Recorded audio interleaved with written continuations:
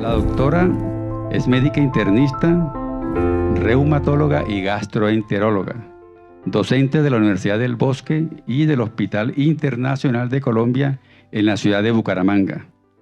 Actualmente se desempeña como la secretaria de la Asociación Colombiana de Gastroenterología en este periodo y la coordinadora del grupo GECOL. Doctora. Bueno, muy buenos días a todos. Vamos a empezar este bloque de enfermedad inflamatoria intestinal con un caso clínico, que creo que es la mejor forma para mostrar el abordaje de la colitis ulcerativa y el enfoque de tratamiento según la individualización y las características del paciente. Este es mi conflicto de interés. Entonces, ¿cuáles son los objetivos de esta charla? La idea es que por medio de este caso clínico podamos evaluar los factores de mal pronóstico de la colitis ulcerativa, evaluar la actividad de la colitis ulcerativa y determinar cuáles son las mejores opciones de tratamiento según el contexto del paciente. Asimismo, saber cuáles son las metas de tratamiento que debemos establecer en conjunto con nuestro paciente. Aquí está un caso de la vida real. Es una mujer de 65 años, sin comorbilidades, quien tiene un antecedente de colitis ulcerativa desde hace 3 años. Ella debutó hace 3 años con diarrea y sangrado, que en promedio eran 4 deposiciones al día. Se le realizó una colonoscopia y se le diagnosticó que tenía una proctitis ulcerativa. El tratamiento inicial fue tópico con enemas de mesalazina, supositorios. Sin embargo, ella narra que presenta en promedio 2 recaídas leves al año con inicio de mesalazina en gránulos, teniendo en cuenta que el manejo tópico no le sirvió. Sin embargo, no presentaba mejoría de los síntomas y ya las deposiciones diarreicas y con sangrado eran alrededor de 6 a 8 al día.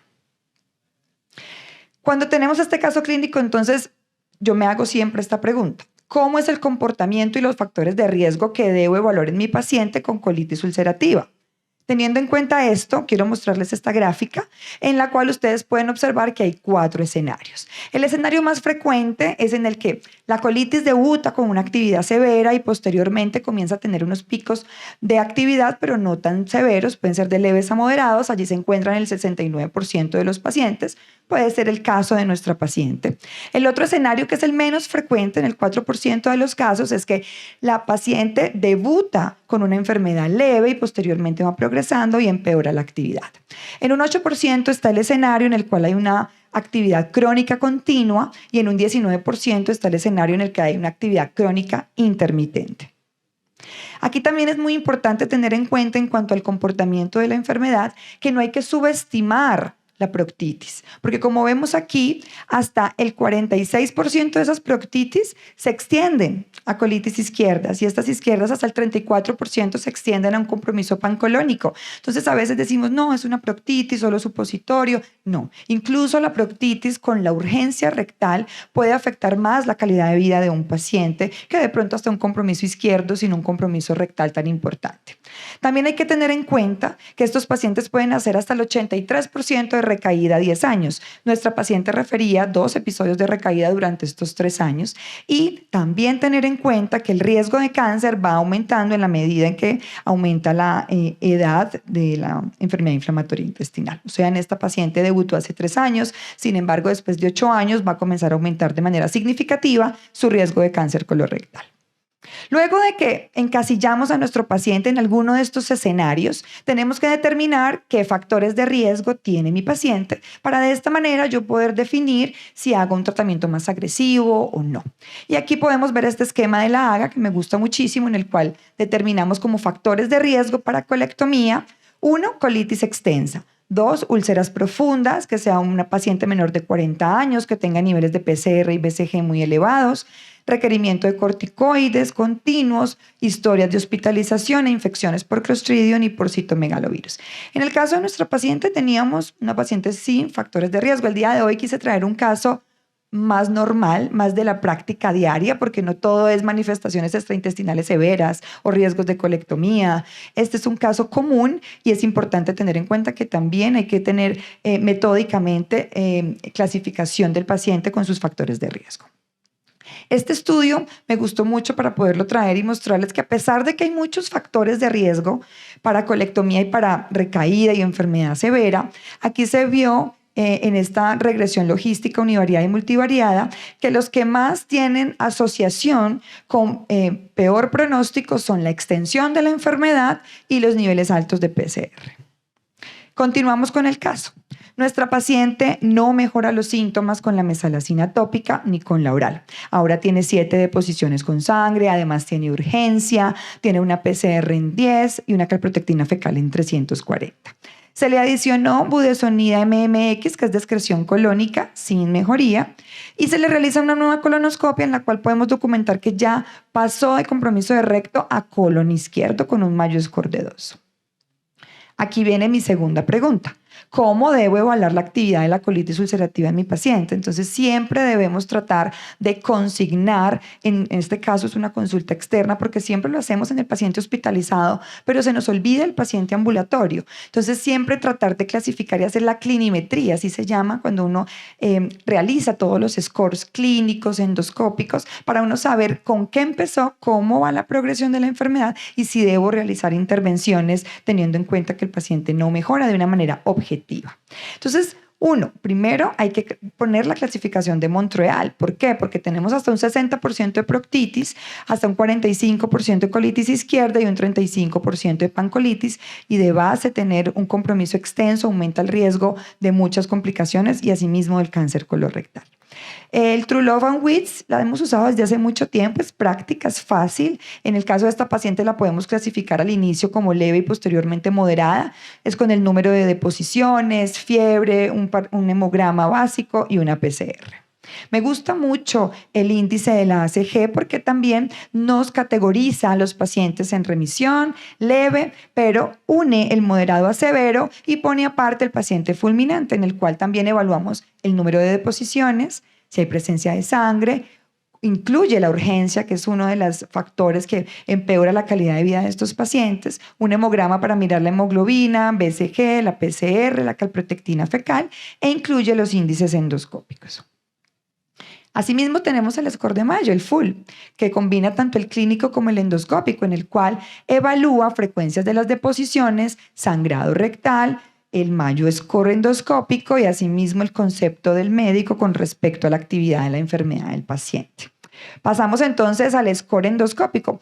Nosotros en Latinoamérica usamos muchísimo el Mayo Score y creo que debemos usar con el que más nos sintamos cómodos, que sea más fácil. Este nos permite evaluar si hay eritema, si hay úlceras, si hay pérdida del patrón vascular, si hay erosiones, y de esta manera, además de colocarlo de manera sistemática en nuestros estudios de hilocolonoscopia, colocarlos en nuestra historia clínica para poder determinar la evolución endoscópica de nuestros pacientes. En este estudio, mirando la concordancia entre los diferentes índices, evaluaron el SCAI, que es un índice que es un poco más largo, a pesar de que dice que es simplificado, se utiliza más en estudios clínicos, pero vemos cómo el score de Mayo clínico tuvo la mejor concordancia con respecto a los otros scores. Continuamos con el caso.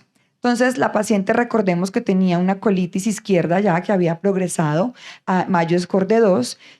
Evaluándole todos estos scores que acabamos de revisar, tenía un Mayo completo de 7 con una actividad moderada, un índice score de ACG de moderado a severo y un dato nuevo. Comenzó a presentar episodios de ojo rojo, que ella consultaba al médico general, le dijeron que tenía conjuntivitis, le daban goticas para la conjuntivitis de antibiótico, pero esto persistía de manera intermitente y comenzaron a salir unos nódulos dolorosos, hiperpigmentados a nivel de la región anterior de las piernas, y usualmente refería a ella que cada vez que tenía más diarrea, más dolor, más sangrado, tenía más ojo rojo y mayor dolor a nivel de estas lesiones hiperpigmentadas induradas en miembros inferiores.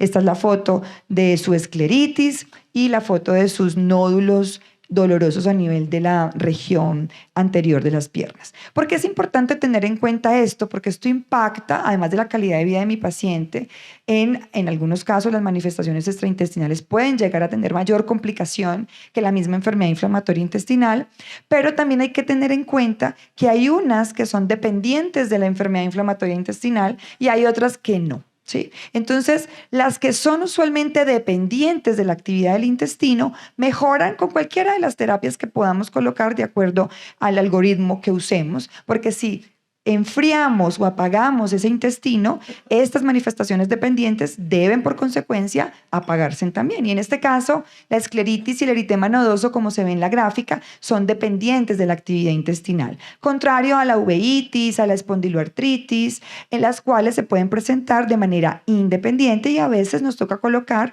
terapias distintas a las que colocamos en colitis ulcerativa para poderlas manejar. La siguiente pregunta entonces, después de saber el escenario clínico, los factores de riesgo, haber clasificado tanto clínico como endoscópicamente a mi paciente, es cuáles son las opciones terapéuticas que yo tengo y cuál sería la mejor para mi paciente. Entonces, para poder hablar de esto, tenemos que saber de fisiopatología. Aquí podemos observar de manera resumida en esta gráfica cómo, de acuerdo a todos los hallazgos inflamatorios que vemos en esta lámina propia, tenemos diferentes mecanismos de acción para manejar nuestra colitis ulcerativa. Desde los antiintegrinas, los cuales permiten o bloquean esta integrina para impedir el paso leucocitario a la lámina propia que genera inflamación crónica. Tenemos los anti-TNF, tenemos los anti-esfingosina 1-fosfato, que no se han aprobado en Colombia, pero que ya tienen aprobación por fuera y que limitan la migración leucocitaria desde el nódulo linfático hasta la lámina propia. Tenemos las pequeñas moléculas, las cuales actúan a nivel intracelular, evitando la generación a nivel del núcleo de citoquinas proinflamatorias, y también tenemos los diferentes antiinterleuquinas, como son la antiinterleuquina 12-23 y la antiinterleuquina 23. Entonces, quiero mostrarles aquí nuestra pirámide terapéutica, en la cual no es una camisa de fuerza. Los invito a que revisen nuestras guías colombianas de tratamiento para colitis ulcerativa. Pronto vamos a tener una actualización, pero están muy buenas hasta el momento con todas las moléculas que tenemos disponibles. La podemos utilizar. Y como ven ahí, yo coloco una flecha de arriba abajo porque depende del contexto en el que usted encasilló a su paciente, de los factores de riesgo. Asimismo, usted puede definir si hace una terapia más agresiva o no. En el caso de nuestra paciente, empezamos con los aminosalicilatos tópicos, orales, corticoides. No quisimos iniciar inmunosupresores porque era una paciente adulta mayor, no gusta mucho la satioprina en un paciente adulto mayor por muchas de sus complicaciones, como lo es, por ejemplo, el carcinoma escamocelular. Y posteriormente llegan la terapia biológica o las pequeñas moléculas, y no olvidemos que la cirugía es una de las opciones de tratamiento y no es un fracaso terapéutico. Debemos saber en qué momento vamos a llevar a nuestro paciente en las mejores condiciones posibles y no en el peor momento en el que esté para hacer un procedimiento quirúrgico. Entonces, en esta paciente definitivamente vamos a avanzar a terapias biológicas o a pequeñas moléculas. Quiero mostrarles cuál es el mejor tratamiento. Todos son buenos. En este metaanálisis podemos observar que en los pacientes con colitis ulcerativa moderada severa naïf a terapia anti-TNF, todas las moléculas que tenemos disponibles les va muy bien. Sin embargo, cuando ya han sido expuestos a terapia anti-TNF, es donde algunas moléculas muestran que tienen unos mejores resultados y mejor efectividad, como lo es el tofacitinib y el ustekinumab. Quiero mencionar en esta diapositiva que el vedolizumab, teniendo en cuenta que es igual de bueno que el anti-TNF en el paciente naïf, tiene una peculiaridad, y es que tiene un beneficio en la inducción en los pacientes vírgenes a anti-TNF, como lo podemos ver en respuesta clínica un 53.1% y en remisión clínica un 23.1% y en mejoría endoscópica en un 49.2%.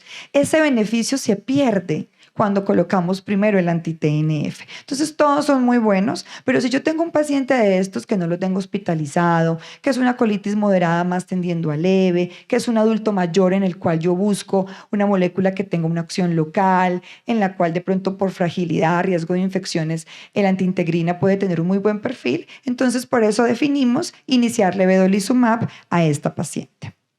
Sin embargo, además de definir qué molécula le vamos a colocar por la severidad, los factores de riesgo, hay que tener en cuenta qué otras condiciones especiales tiene mi paciente que me haga a mí hacer un giro del tratamiento y escoger mejor la molécula. Les voy a demostrar aquí en estas diapositivas un concepto personal que he adquirido con la evidencia científica con la cual pues he aprendido. Ejemplo, paciente que viene con colitis ulcerativa aguda severa hospitalizado. Definitivamente el anti-TNF es el que manda la parada y idealmente el infliximab. Sin embargo, el tofacitinib está comenzando a tener un papel protagónico en estos pacientes por su rápida acción. Si es una colitis ulcerativa moderada severa, todos los que tenemos sirven, ¿sí? Sin embargo, teniendo en cuenta los estudios, la evidencia, mi concepto personal es que la antiintegrina es muy buena en el moderado, tendiendo un poco más a leve, entre leve y moderado, el anti-TNF más moderado tendiendo a severo, el anti-TNF actúa un poco más rápido que la antiintegrina, el tofacitinib es una muy buena opción oral que mejora adherencia en paciente joven, universitario, que viaja mucho, que no quiere ir a hacerse las infusiones, también es una muy buena opción. Ojo con las manifestaciones extraintestinales, pero ojo con generalizar. El tener manifestación extraintestinal no es igual a terapia anti-TNF, porque los anti-TNF son espectaculares para la psoriasis, la espondiloartritis, la uveitis, asociada a enfermedad inflamatoria intestinal. Pero si tenemos manifestaciones dependientes de la actividad del intestino, como son epiescleritis, eritema nodoso, artritis tipo 1, que es una oligoartritis, le va muy bien con terapias como la antiintegrina, por ejemplo. En el paciente adulto mayor o con tendencia a infecciones, frágil, con riesgos cardiovasculares, le va muy bien con el antiintegrina, los antiinterleuquina 12-23, uno menos probable le inicia un anti-TNF, pero cuando toca por la severidad, toca colocarlo. Y en la mujer en edad fértil, realmente todos los anti-TNF son seguros, los que están aprobados en colitis ulcerativa pasan placenta, pero han demostrado seguridad.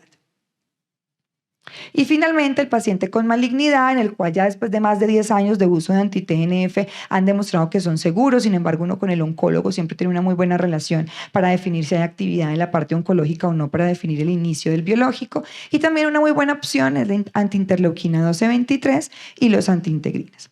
Y el otro escenario final es cuando yo necesito un paciente en monoterapia, como mi paciente. Una paciente adulta mayor en la que no quiero tener una terapia combinada con azatioprina. Tenemos varias opciones, el adalimumab, el golimumab, el antiintegrina, el antiinterleuquina 12-23 y el tofacitinib, los cuales se pueden usar en monoterapia. Listo, escogimos el vedolizumab porque tiene una colitis ulcerativa izquierda, moderada más tendiendo a leve, es adulta mayor, quiero tenerlo en monoterapia y tiene unas manifestaciones extraintestinales pero dependientes de la actividad del intestino. La colocamos. Ahora, ¿cuáles son las metas que debo lograr en conjunto con el paciente? Entonces, en este caso, yo siempre me siento con mi paciente y le hago un dibujo y le digo, tenemos unas metas a corto, a mediano y a largo plazo. O sea, que el hecho de que a usted se le quite la diarrea, el sangrado, que es el objetivo inicial, que es la remisión clínica, no significa que no tengamos otras metas importantes y que no haya riesgo de que debamos aumentar o optimizar el tratamiento. A mediano plazo requiero que haya una remisión bioquímica con normalización de PCR y calprotectina, y a largo plazo, entre 6 meses a 1 año, tener una cicatrización endoscópica y también, que es una invitación para todos, comenzar a evaluar calidad de vida para disminuir discapacidad. Y ahora viene un concepto nuevo que se llama el disease clearance. Esto viene de psoriasis, de los dermatólogos, porque hablaban de aclaramiento de la piel. Y este concepto se está aplicando ahora en gastroenterología porque significa aclaramiento de la enfermedad. La idea es que el aclaramiento de la enfermedad se define por la remisión sintomática, la bioquímica, por supuesto, y la endoscópica junto con la histológica, la cual no es un objetivo formal ahora, pero sí ha demostrado en los estudios que al tener remisión histológica tenemos menor uso de corticoides, menores hospitalizaciones y menos cáncer colorectal.